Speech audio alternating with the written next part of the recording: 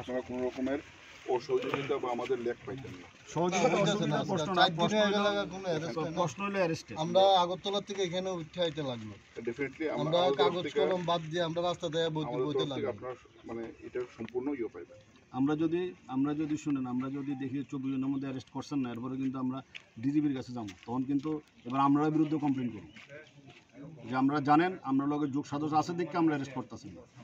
দিনের বেলা মারছে, আমরা জানেন না পুলিশ আসতো এখানে, এটা কইলে হইব, এটা কইলে আমরা বিশ্বাস করব, এটি আমরা কইলে বিশ্বাস করতাম।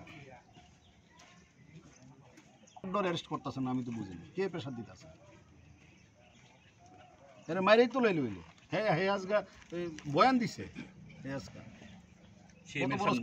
কত বড় সিরিয়াস ঘটনা এটা।